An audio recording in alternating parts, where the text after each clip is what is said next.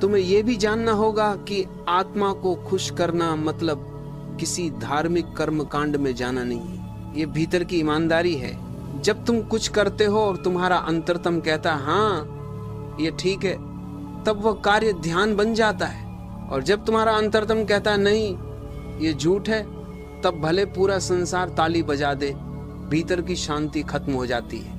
इसलिए हर सुबह खुद से पूछो, आज मैं किस दिशा में बढ़ रहा हूँ? क्या मैं अपनी आत्मा की रोशनी में चल रहा हूँ या समाज की परछाई में?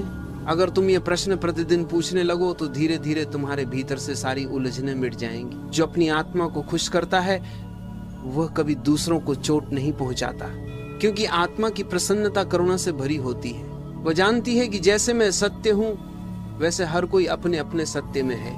इसलिए वह न आलोचना करती है न प्रतिस्पर्धा, वह बस अपने अस्तित्व के संगीत में नाचती है।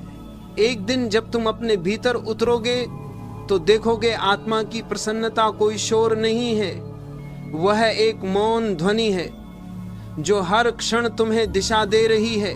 तुम्हें बस उसे सुनना सीखना है। समाज तुम्हें हमेशा बाहर की ओर खींचेगा,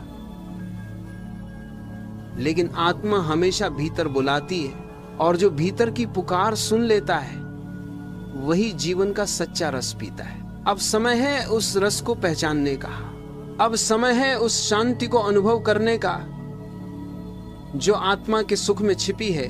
क्योंकि जब आत्मा खुश होती है तब हर दुख अर्थहीन हो जाता है। तुम हर परिस्थिति में मुस्कुराते हो, क्योंकि अब तुम्हारा केंद्र भीतर है, बाहर नहीं।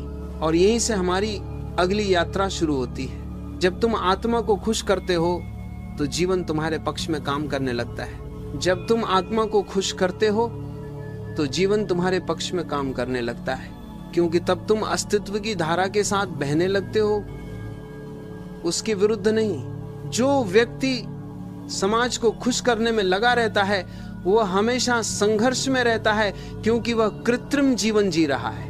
लेकिन जो व्यक्ति अपनी आत्मा को सुनता है वह सहज हो